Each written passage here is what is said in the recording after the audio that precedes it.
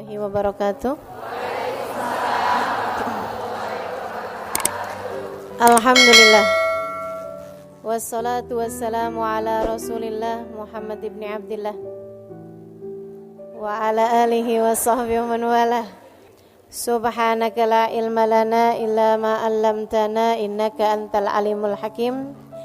Rabbi shrah li sadri wa yassir li amri wahlul 'uqdatan min lisani yafqahu qawli, amma ba'du.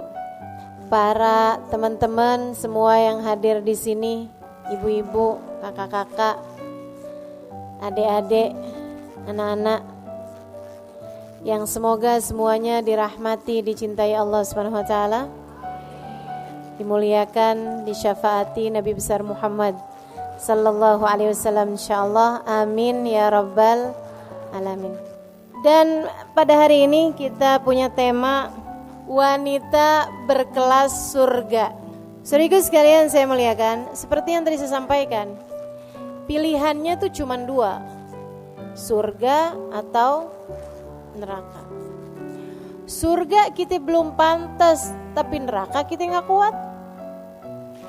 Maka emang benar yang disampaikan dalam syair yang kabarnya syairnya Abu Nawas, kabarnya juga syairnya Imam Syafi'i atau ulama yang lain yang biasa kita dengar tuh.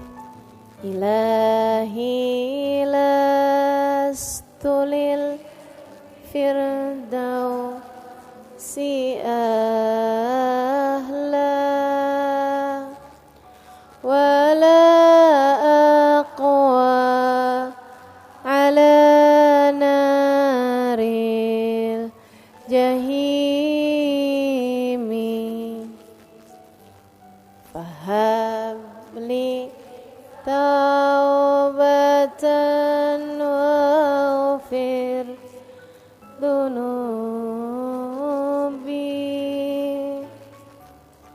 fa innaka ghafiru dzambin azimi.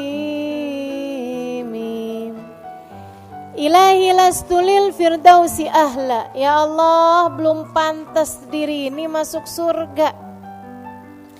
Tapi pilihannya cuma dua. Kalau nggak masuk surga berarti masuk wala aqwa ala naril jahimi.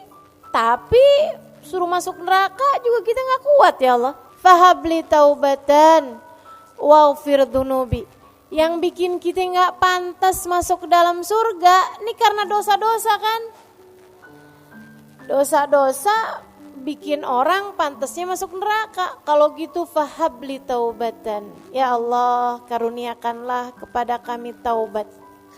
Waghfir dunubi. Ampunkan segenap dosa-dosaku. Fa innaka ghafirud dzambil azimi. Sebab meski dosaku besar, bukankah engkau adalah Tuhan pengampun dosa-dosa besar.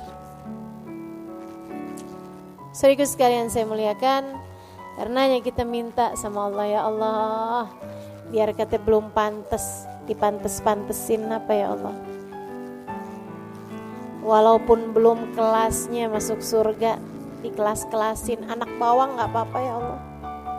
Nah ini kita minta sama Allah Subhanahu wa taala, masukin ke dalam surga ya Allah, walaupun belum kelasnya, anak bawang gak apa-apa deh. Nyelip di pojokan gak apa-apa deh. Gak dikasih rapot gak apa-apa deh. Yang penting itu masuk surga. Soalnya pilihannya susah banget. Gak surga neraka ya Allah, gak deh neraka mah. Neraka tuh jangan pernah dijadikan pilihan, gak bakalan tahan. Allah yang nyiptainnya aja bilang fama asbarahum 'alan nar. Coba sih mau lihat gimana kamu sabarnya dari neraka. Gak bakalan sabar, gak bakalan tahan, gak bakalan kuat. Teman-teman saya sekalian, kabarnya siksaan terkecil di neraka dipakein sendal. Sendalnya dari api dipakai mendidih ke ubun-ubunnya. Itu siksaan terkecil di neraka. Kita gak mau nih makanya. Neraka tuh mampir aja jangan. Transit nih cuman bentaran gitu. Jangan. Ngeri teman-teman saya sekalian. Sehari, aduh boro-boro sehari. Sejam kita gak mau. Nah seharinya inna yauman inda rabbika ka alfi sanatin mimma ta'udun. Sesungguhnya satu hari di hari akhirat nanti setara 1000 tahun kalian waktu di dunia. Nggak pakai deh, nggak pakai sehari, nggak pakai sejam, nggak pakai semenit. Kami bahkan meminta kepada Allah, kita bahkan meminta kepada Allah agar bisa masuk surga dan melewati nerakanya secepat kilat, insya amin ya rabbal. Nah terus gimana nih biar kita nih bisa masuk surga? Berdasar dengan apa yang sudah selama ini kita tahu dari para ulama, syaratnya masuk surga itu 4. Iman, amal, takwa, cinta. Ada 4 tuh teman-teman saya sekalian.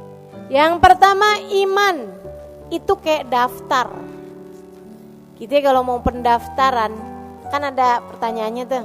Nah ini pendaftaran nih, ruang lobi.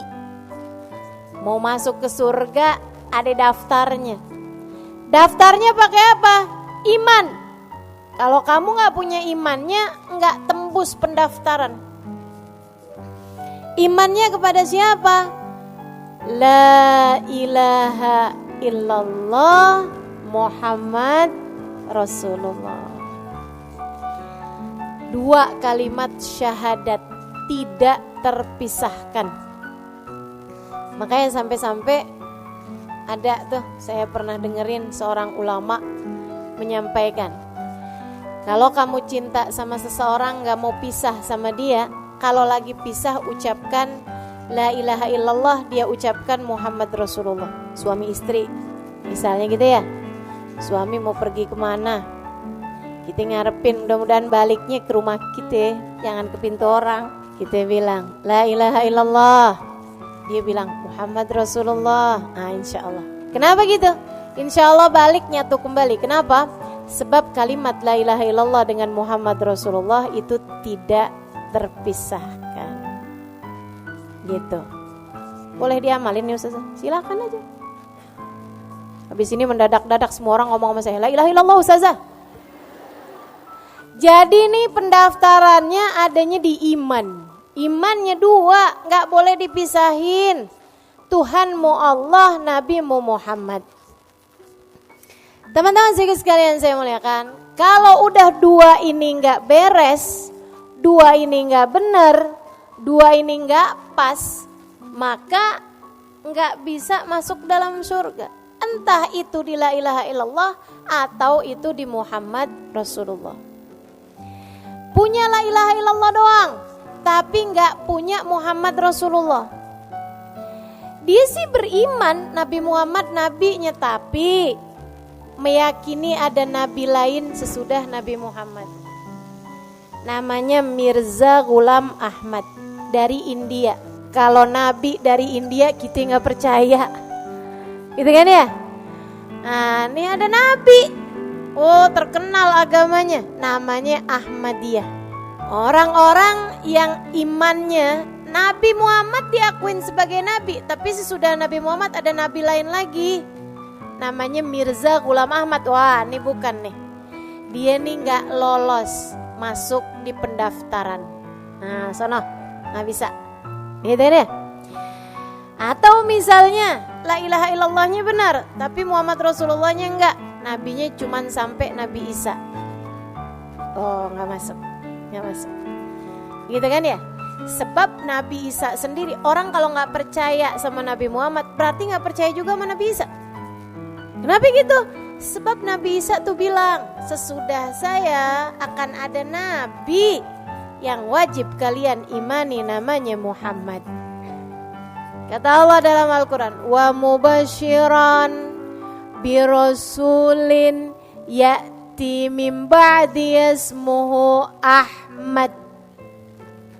Aku ini, kata Nabi Isa, selain daripada menghidupkan orang mati, aku punya mukjizat. Selain daripada terutus menyampaikan risalah, kepada kalian semuanya, aku juga adalah seorang nabi yang diminta memberi kabar gembira bahwasanya sesudah aku nanti, ratusan tahun sesudahku, akan ada seorang nabi yang terutus namanya Muhammad di bumi, di langit terkenal dengan nama Ahmad.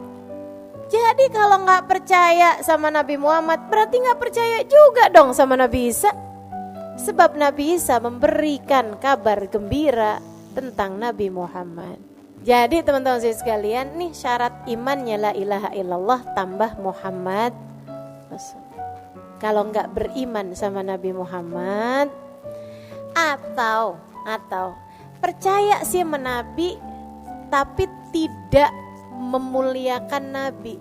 Nah, ini juga nih masalahnya. Tidak memuliakan Nabi. Nabi ya manusia biasa deh gitu.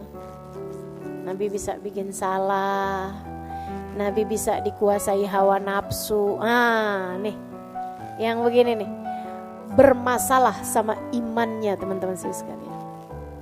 Makanya dicerita, pernah dikisahkan oleh guru saya, Sayyidil Habib Umar bin Hafid. Ada orang tinggal di Madinah, tiap hari sholat di Masjid Nabawi, subuh, duhur, asar, maghrib, isya. Kalau dia lagi ada di Madinah, sholatnya di Masjid Nabawi, rumahnya deketan dari situ. Sesudah dia tua, usia 60-an tahun ke belakang, meninggal dunia, dikuburin, dibaki, disolatin di Nabawi sebelumnya. Waktu dikuburin, tiap kali jenazahnya dihadap ke arah kiblat, ngebalik, gak mau ngadep ke arah kiblat.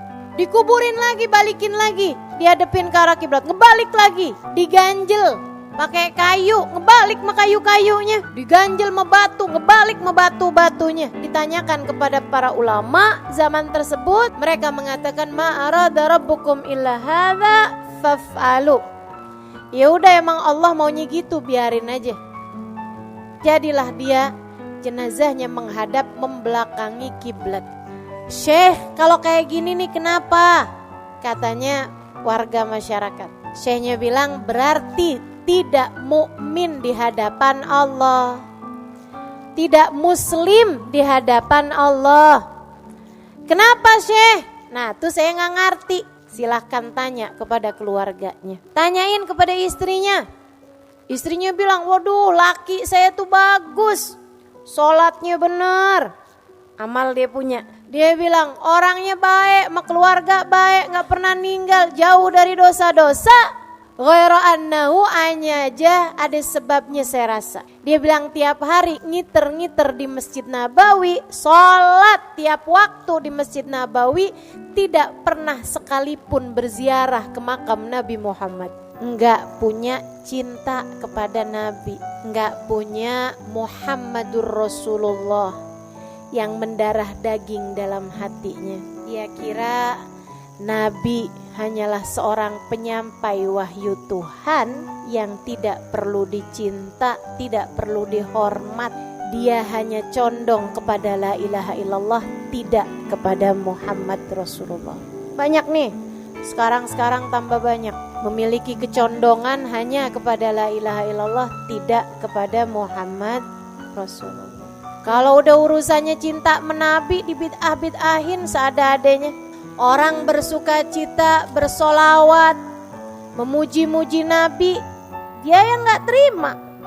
Dikata kalian berlebih-lebihan sama Nabi Muhammad. Merayakan maulid Nabi, gak ada dalilnya tuh. Ngerayain maulid dia sendiri, kagak dicari dalil. Teman-teman sekalian saya muliakan, ini berbahaya. Karena hanya condong kepada la ilaha illallah, tidak kepada Muhammad Rasulullah.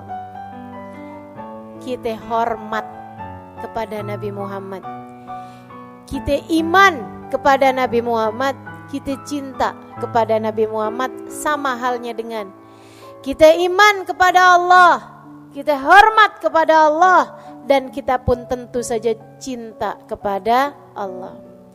Iman kepada Allah nih teman-teman sekalian, bukan hanya bilang asyhadu an la ilaha illallah, akan tetapi makna la ilaha illallah, tidak ada Tuhan yang boleh disembah kecuali Allah.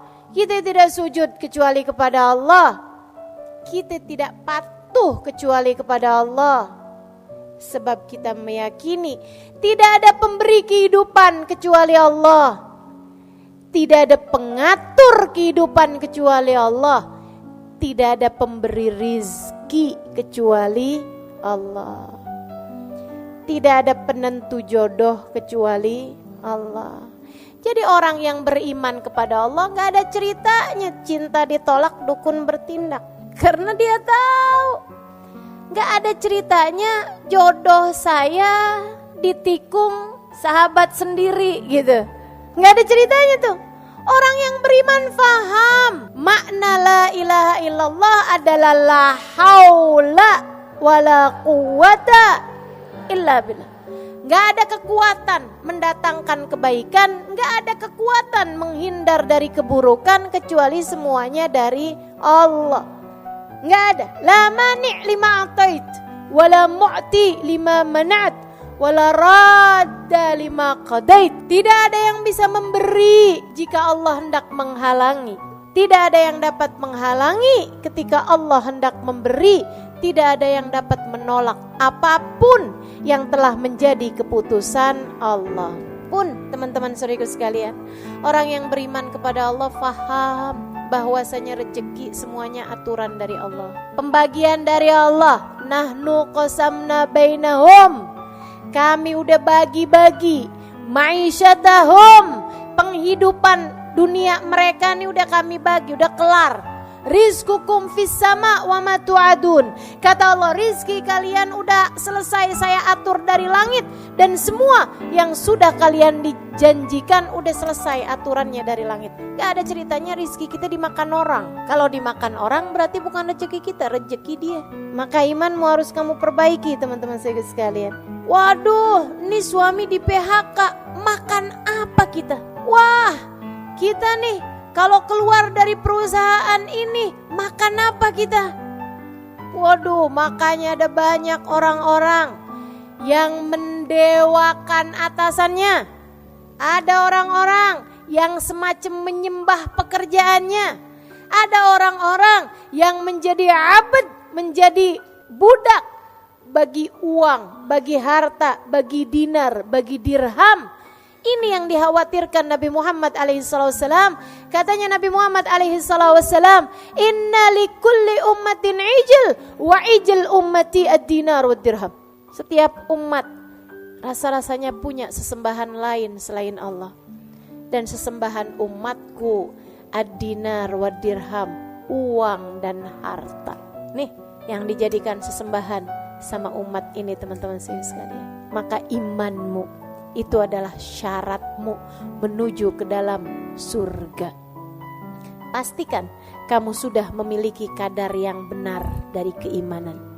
Pastikan kamu sudah berkeyakinan dengan keyakinan yang benar tentang Allah dan Rasul-Nya.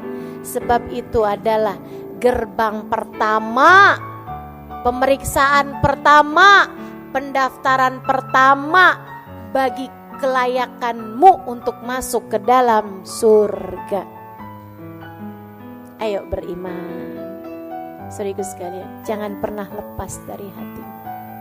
Iman kepada Allah di satu sisi, iman kepada Nabi Muhammad di sisi yang lain.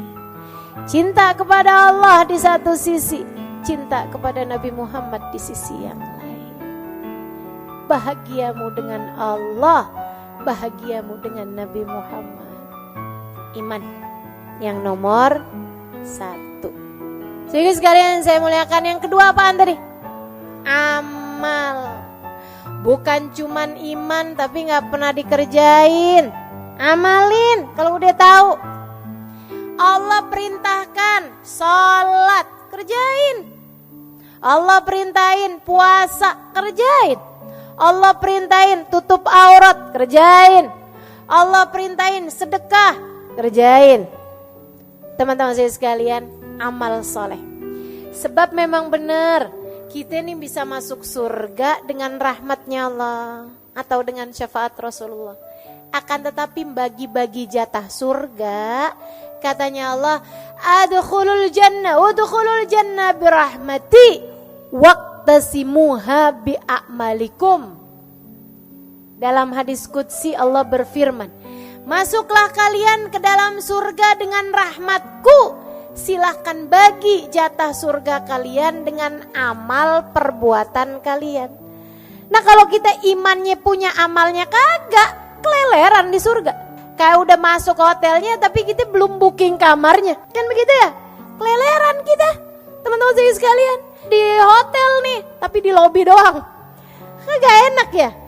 Demikian pula dengan di surga nanti. Itu waqtasimu bi'amalikum, bagi-bagi jatah surganya sesuai dengan amal perbuatan kita. Teman-teman saya sekalian, Nabi Muhammad cerita, pintu surga tuh nanti macem-macem. Nih kata Nabi nih, ya. Surga tuh kan ada 7 tingkatan. Darajat, semakin tinggi berarti semakin bagus. Nah di dalam surga yang 7 tingkatan itu juga masing-masing jatah surganya dibagi-bagi sesuai dengan amal perbuatan. Makanya Nabi Muhammad bilang, innalil jannati bab yuqalu lahur rayyan. Sesungguhnya di dalam surga terdapat satu pintu namanya Rayyan. La yadkhuluhu illa shaimun. Tidak ada yang masuk di dalamnya kecuali ahli-ahli puasa waktu di dunia. Puasa wajib iya, puasa sunnah iya. Puasanya bukan cuman puasa perut farji, tapi dipuasain seluruh anggota tubuh dari dosa. Walaupun udah malam tetap puasa perut dari kekenyangan, tetap puasa seluruh anggota tubuh dari dosa. Ini ahli-ahli puasa teman-teman saya sekalian. Ada pintunya sendiri namanya Rayyan. Kalau kita bukan ahli puasa nggak bisa masuk di sana. Ada pintu Nabi Muhammad cerita namanya Babur Rahmah. Babur Rahmah, pintu Ar-Rahmah, pintu rahmat. Itu buat siapa? Buat orang yang pernah ditinggal wafat oleh orang tercintanya waktu di dunia. Dan ketika ditinggal wafat, meninggal dunia oleh orang yang dia cintai waktu di dunia, tinggal mati sama orang yang dicinta waktu di dunia, dia segera bersabar di awal kali mendengarkan musibah tersebut, berkata inna lillahi wa inna ilaihi raji'un, alhamdulillah ala kulli hal. Ibni li abdi baitan fil jannah wa sammihi baitul hamd. Katanya Nabi Muhammad alaihissalam, Allah berfirman, hambaku,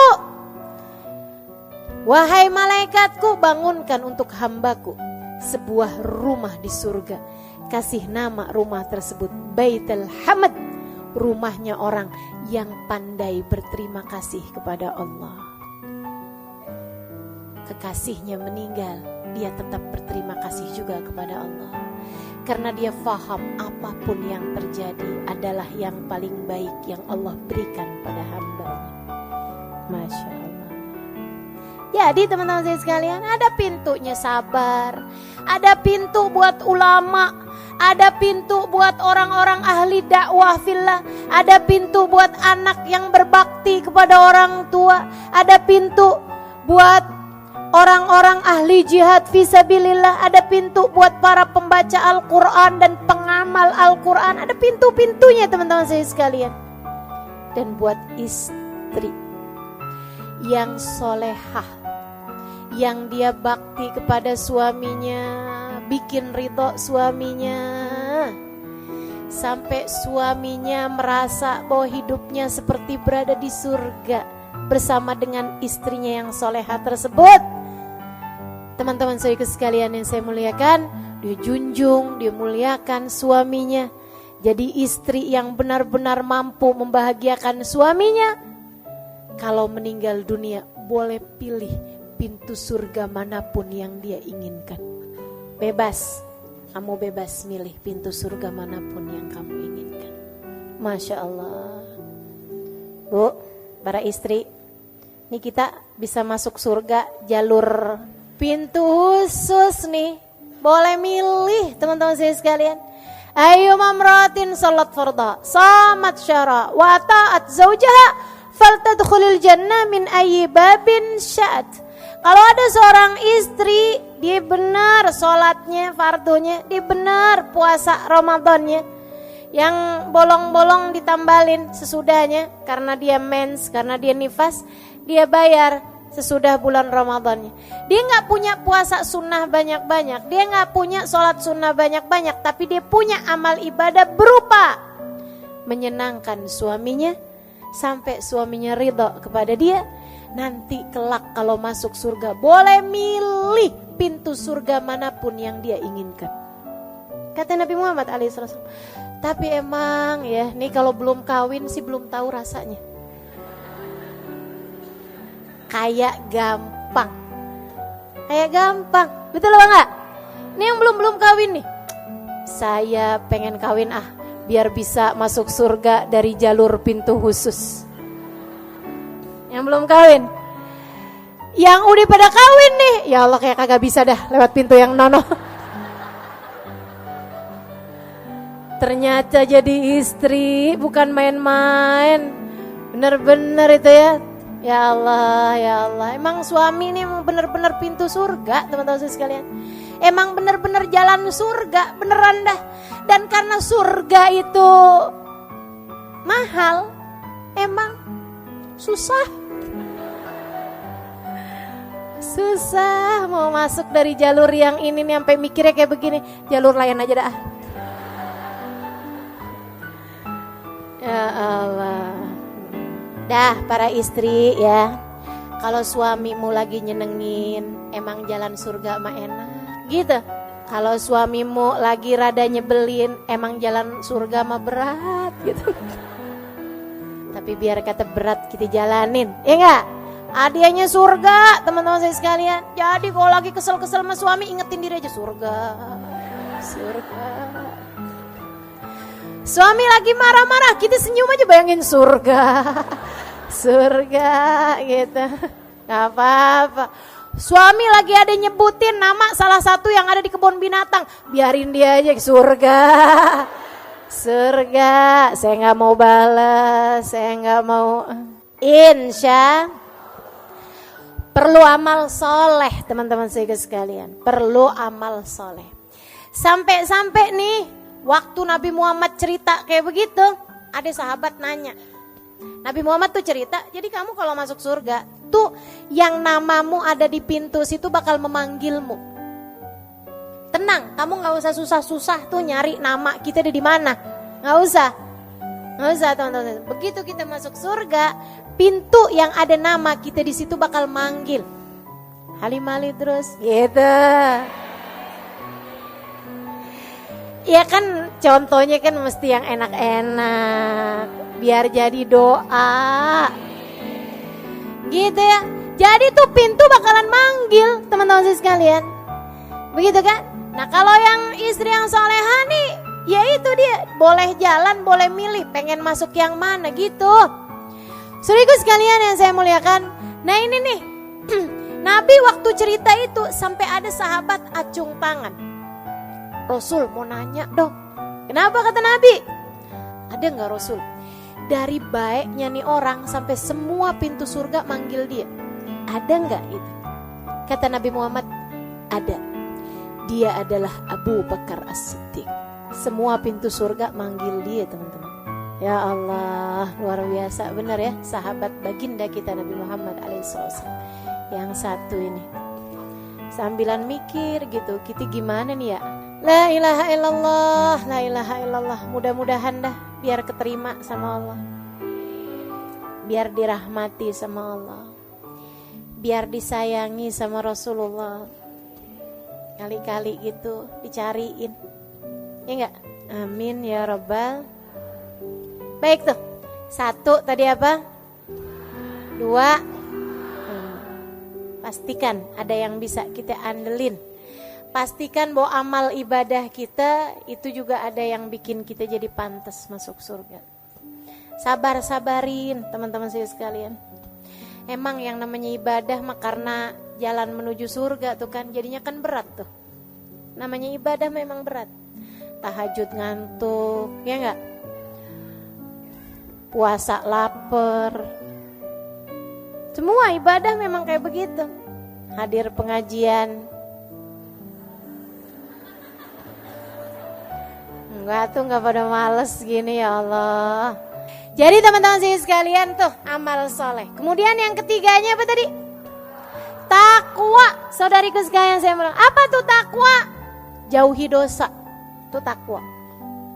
Takwa itu punya rasa takut sama Allah, membuatmu tergerak mengerjakan perintahnya dan menjauh dari larangannya. Takwa, jauhin dosa. Kalau kepengen masuk surga, ya jangan menempuh jalan yang bikin kamu masuk neraka. Kan katanya pengen masuk surga. Maka wanita berkelas surga seharusnya nggak booking tempat di neraka. Katanya Nabi Muhammad alaihissalam, man balag umruhu arba'in falam yujawiz khairuhu syarrah falyatajahaz ilan nar. Siapa yang umurnya 40 tahun tapi dosa-dosanya banyak banget, gak lebih daripada pahala yang sudah dia buat. Umur 40 tahun masih rajin banget bikin dosa, falyatajahaz maq'adahu minan nar. Dia sedang mempersiapkan tempatnya di dalam neraka. Dosa tuh bikin kita masuk neraka. Maka kalau kamu pengen masuk surga, jauhin dosa. Udah punya suami, masih seneng aja WhatsAppan melaki orang. Ada di sono, sini. Kalau kurang, jangan utang. Apalagi kalau hutangnya hutang riba, haram. Teman-teman, haram.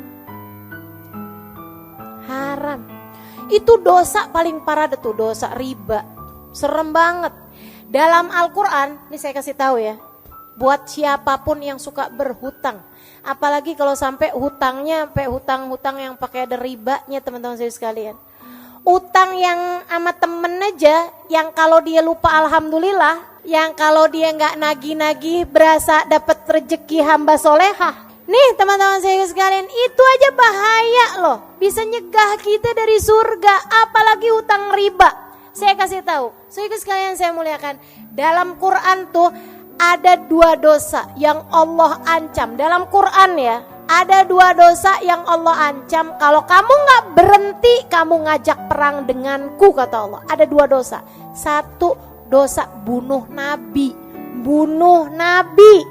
Bunuh Nabi. Nabi diutus ke atas muka bumi malah dibunuh, diancam perang sama Allah. Utusanku dibunuh, gimana gak diancam perang sama Allah? Kamu berani-berani bunuh nabiku, kata Allah. Fa'dhanu biharbin minallah. Aku akan perangi kamu, kata Allah. Pantas dong dosa bunuh nabi. Saudara sekalian saya muliakan, dosa yang kedua, dosanya riba. Kata Allah, kamu gak berhenti ngerentenin uang, kamu gak berhenti berhutang riba, fa'dhanu biharbin minallahi ta'ala wa rasulih. Aku dan Rasulullah Muhammad mengumandangkan perang sama kamu. Makanya gak ada ceritanya orang yang suka berhutang riba hidupnya bahagia. Cari aja. Apalagi yang ngerentenin uang, apalagi yang minjemin dengan berbunga. Itu kelar. Udah deh, diperangin sama Allah, gimana ceritanya seneng? Diperangin sama Allah Subhanahu wa taala. Maka saudara sekalian, yang mau masuk surga, kita cari kelas kita nih di surga nih teman-teman saya sekalian. Mesti jauh-jauhin semua hal-hal yang bikin kita pantas ada di neraka. Jauhin semua yang bikin kita pantas ada di neraka dari semua jenis dosa-dosa. Nih dengan ya, jauhi apa nanya? Dosanya pacaran jauhin, dosanya ngomongin orang jauhin, dosanya fitnah jauhin, dosanya marahin suami jauhin. Emang dosa saja? Dosanya mukul anak jauhin. Ibu, dosa itu katanya Nabi maha kafisadrik, yang bikin nyesel di hati itu dosa. Dosa itu subhanallah. Sama Nabi Muhammad dikasih cirinya nih dosa nih. Maha kafisadrik wa karihta an yattali alaihin nas. Kamu mau tahu apa itu dosa? Yang bikin sumpek hati dan yang pekerjaan yang kamu gak mau kelihatan sama orang lain. Itu dosa. Teman-teman saya sekalian saya muliakan, kamu di saat lagi mukulin anak, seneng gak kalau dilihat sama orang? Gak mau. Ibu-ibu saya sekalian, kamu lagi jalan nih sama anak kamu nih. Ceritanya nih, lagi pergi ke swalayan. Tahu-tahu anak kamu emang lagi rada bandel bertingkah gitu ya. Sampai kemudian dia nabrakin susu tumpah. Di situ di supermarket, ya Allah. Kita kesel banget sama anak kita kan. Mau kita jewer. Pas lagi mau jewer, Ustazah Halimah lewat. Misal. Kira-kira jadi apa nggak mau jewer? Ustazah, ya ampun. Doain anak saya deh Ustazah. Iya? Iya apa iya? Kayak gitu tuh pasti tuh. Saya tuh ya kalau ketemu sama orang di swalayan misalnya gitu supermarket. Emang Ustazah pergi ke supermarket? Ya ada lah, namanya kan saya kan ibu rumah tangga. Ada juga gitu, belanja, begitu kan ya. Teman-teman saya sekalian, saya ketemu sama orang di supermarket nih. Orangnya tahu-tahu belum pakai kerudungan. Ya, saya bahkan nggak kenal, saya bahkan nggak terlalu, kayak saya nggak semua orang saya kenalin kan. Kalau di pengajian mah kerudungan ya nggak. Pas ketemu sama saya gini, Ustazah, pegang-pegang rambut. Pegang-pegang rambut teman-teman saya sekalian. Padahal saya nggak ngomong apa-apa tuh. Ustazah doain dah Ustazah, ya ampun doain. Saya mau belum pakai jilbab Ustazah doain gitu. Nah itu karitan ya tali alaihin nas. Kamu nggak suka ada orang ngeliat, kan begitu tuh. Nah itu tuh yang namanya dosa tuh. Jadi ibu-ibu sekalian, yang namanya jewer anak dosa apa nggak dosa? Dosa. Mukul anak, nyubit anak, apalagi sampai merah dosa. Udah hindarin aja semua dosa. Kalau kamu memang pengen jadi hamba Allah yang pantas buat masuk ke dalam surga. Yang terakhir, pengen masuk di surga. Orang surga tuh ahli-ahli cinta.